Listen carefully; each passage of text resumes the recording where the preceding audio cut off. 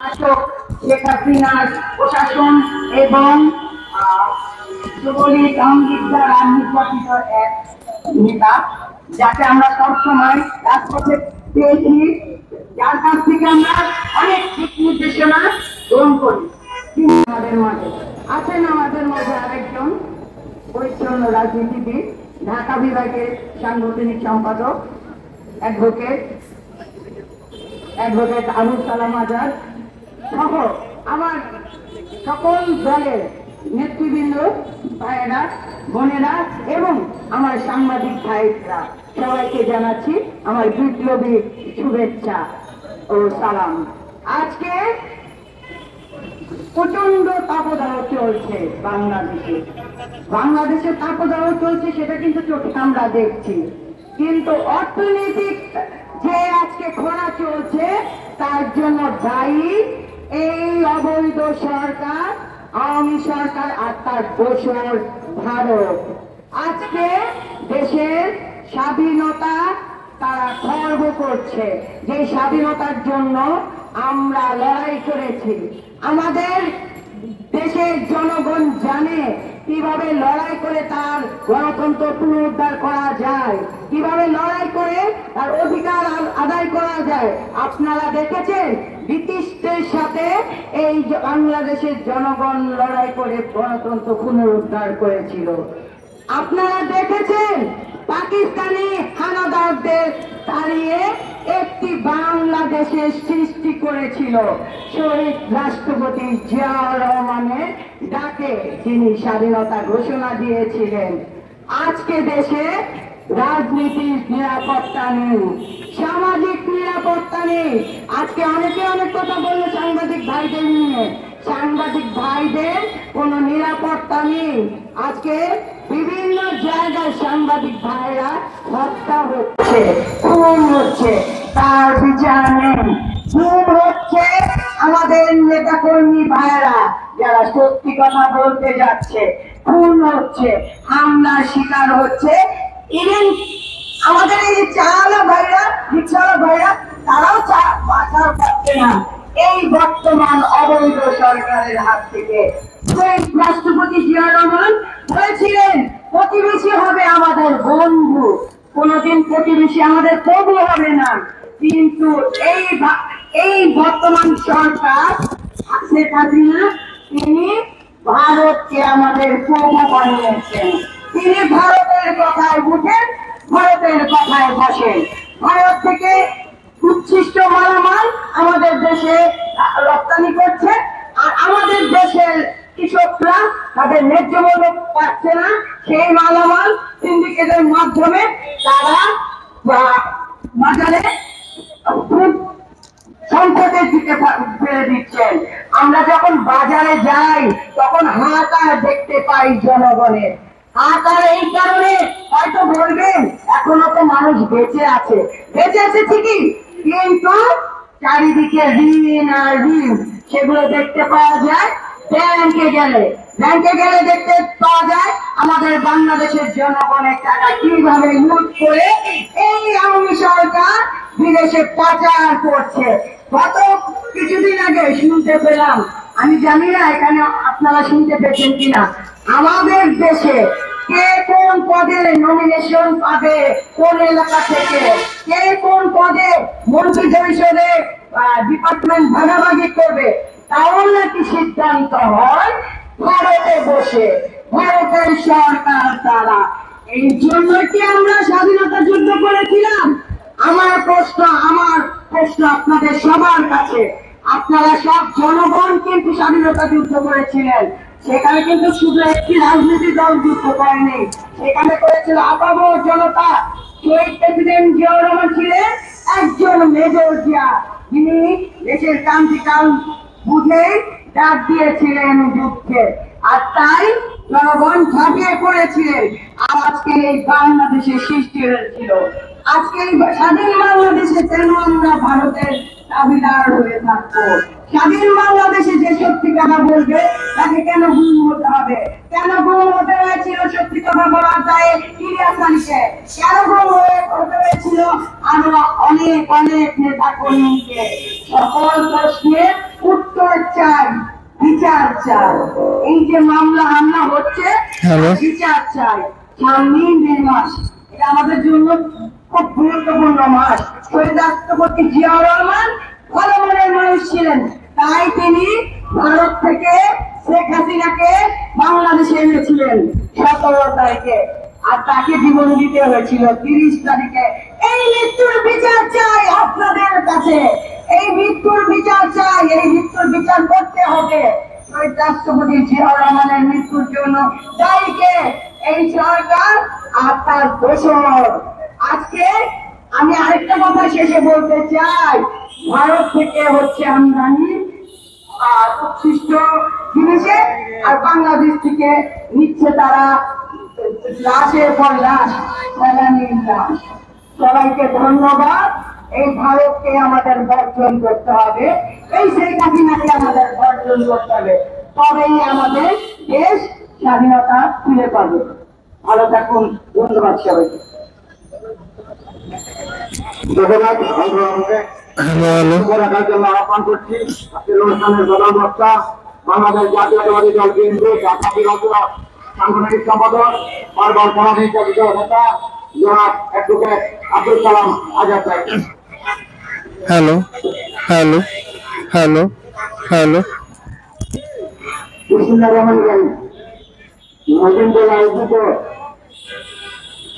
আজকে ভারতীয় জনতা পার্টি এবং নিরপেক্ষ তত্ত্বাবধায়ক সরকারের অধীনে নির্বাচন প্রসঙ্গে আলোচনা সভা সংগ্রামী সভাপতি এই দলের প্রতিষ্ঠাতা খন্দকার হুমায়ুন উপস্থিত আছেন।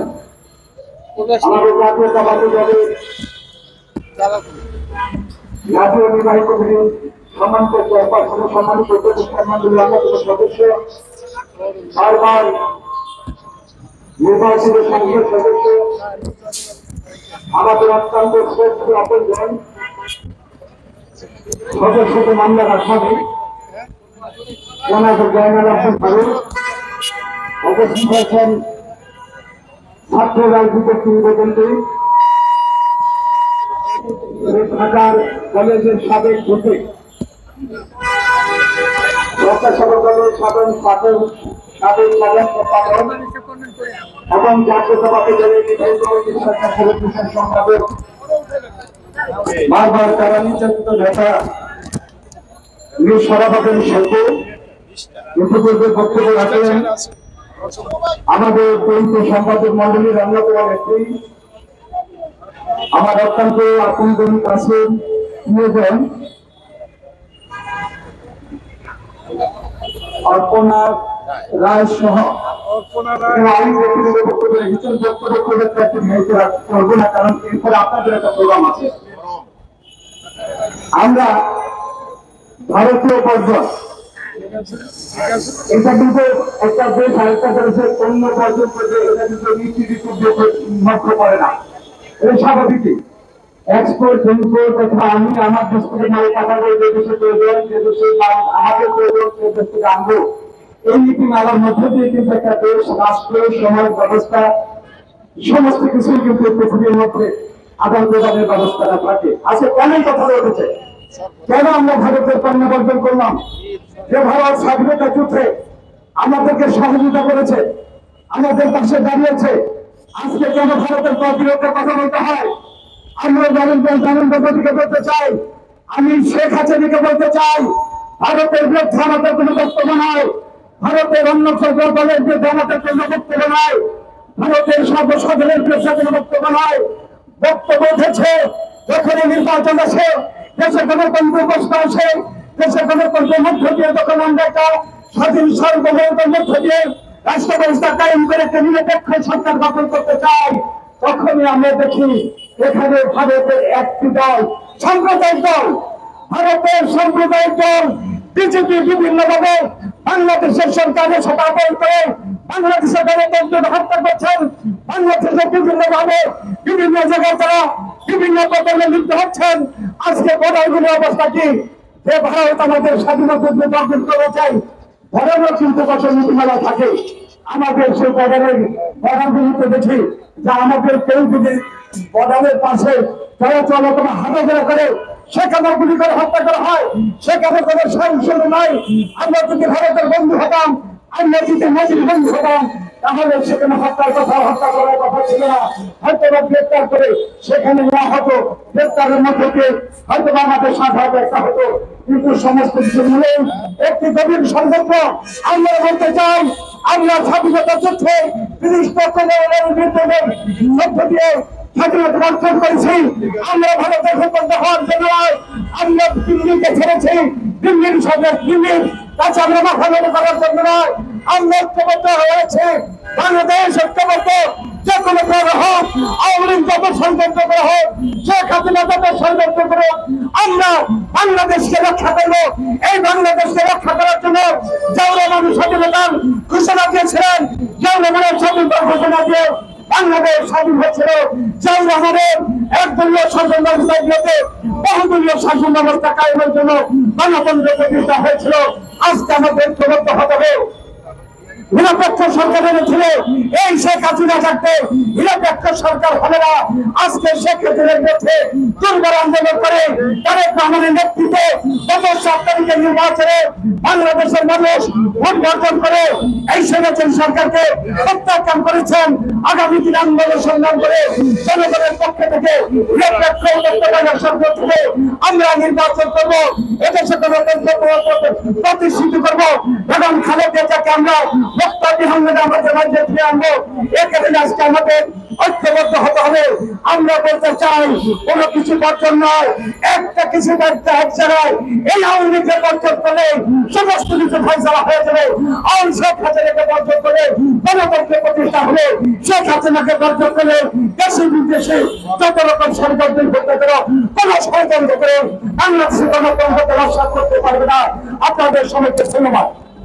একটু অনুমতি নিয়ে সবরে দিয়ে দিয়ে কোনো রকম সুযোগ নাই, কারণ আমাদের সালাম ভাই বক্তব্য দিয়েছে, উনি প্রোটোকল ভেঙে আমাকে দেওয়া হয়েছে। ফারুক ভাই তিনি আর প্রচন্ড গরম, আমার কোর্ট ছিল সেদিন, আমার আসতে একটু বিলম্ব হওয়ার মানসিক হয়ে দুঃখিত। সংগ্রামী নেতৃবৃন্দ, আজকে নবীন দল আয়োজিত আজকে এই ভারতের পণ্য বর্জনের জন্য যে আমাদের কর্মসূচি, আমাদের এই প্রতিবাদ সমাবেশ, এই সমাবেশের সম্মানিত সভাপতি হুমায়ুন তালুকদার উপস্থিত আছেন, আমাদের চেয়ারপারসনের উপদেষ্টা মণ্ডলীর সদস্য, বিরোধী দলীয় সাবেক চিফ হুইপ, নোয়াখালীর কৃতি সন্তান জালাল আবেদীন ফারুক এবং আমাদের বিএনপির সাংগঠনিক সম্পাদক এবং বারবার কারাবৃত্ত নেতা এবং যে নাকি 24 ঘন্টার মধ্যে 17-18 ঘন্টা পরিশ্রম করে সংগঠনকে করার জন্য সে আমাদের প্রিয় নেতা অ্যাডভোকেট আব্দুল সালাম আজাদ সহ আমাদের অল্পনা রায় সহ অসংখ্য নেতৃবৃন্দ উপস্থিত আছেন। আমি শুধু দুটি কথা বলে এখান থেকে বিদায় নিব। সংগ্রামী নেতৃবৃন্দ, আমাদের পরম বক্তব্য স্পষ্ট, ভারতের বিরুদ্ধে আমাদের সারা ভারতের বিরুদ্ধে আমাদের কোনো বক্তব্য নাই। আমাদের বক্তব্য একটি দল, যারা নাকি সাম্প্রদায়িকতা, যারা নাকি সে হলো বিজেপি, যারা নাকি বাংলাদেশের গণতন্ত্রকে ধ্বংস করে দিয়েছে এবং কার নেতৃত্বে, এই ফেসিবাদের শেখ হাসিনার নেতৃত্বে। আজকে সারা বিশ্বে গণতন্ত্র মহাদেশ, সারা বিশ্ব যখন এক হয়েছিল, একটি মাত্র দেশ এবং একটি মাত্র দল, সেটা বিজেপি। সেই বিজেপির নেতৃত্বে আজকে বাংলাদেশে একটি নজিরবিহীন নির্বাচন, 7ই জানুয়ারি দামি নির্বাচন, আমি আর মামুদের নির্বাচন, এই নির্বাচন বাংলাদেশের লোক সবাই বয়কট করেছে। নিশ্চয়ই আপনারা সেটাতে লক্ষ্য করেছেন এবং 2 থেকে 2% লোক ভোট দিয়েছে।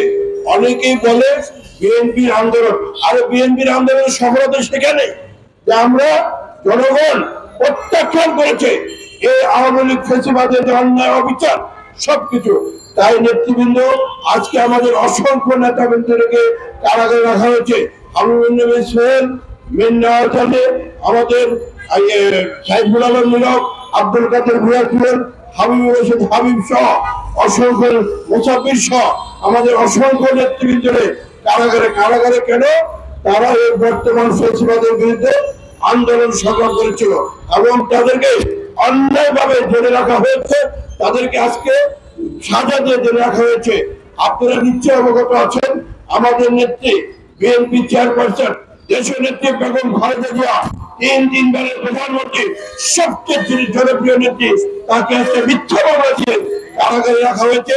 তাকে চিকিৎসার কোনো সুযোগ দেওয়া হচ্ছে না। অবিলম্বে খালেদা জিয়াকে চিকিৎসার ব্যবস্থা করতে হবে এবং আন্দোলন সংগ্রাম আমরা ইনশাল্লাহ সবাই আগামীতে এক দফা আন্দোলন শেখ হাসিনা ফেসিবাদকে আমাদের লক্ষ্য থাকবে। ফেসিবাদকে বাংলাদেশের মাঠ থেকে উৎখাত করতে হবে এবং বাংলাদেশে একটি সুষ্ঠু নির্বাচনের পরিবেশ হবে। বাংলাদেশে আবারও বিএনপি ক্ষমতায় আসবে, এখন খালেদা জিয়া ক্ষমতায় আসবে ইনশাআল্লাহ। সমস্ত গুম হত্যা ইলিয়াস আলী সহ যাদেরকে গুম করা হয়েছে বাংলার মাটিতে তাদের বিচার ইনশাআল্লাহ হবে। সবাইকে ধন্যবাদ। শহীদ জবর হোক, খালেদা জিন্দাবাদ, আমাদের নেতা তারেক রহমান জিন্দাবাদ। সবাইকে ধন্যবাদ। আসসালামু আলাইকুম।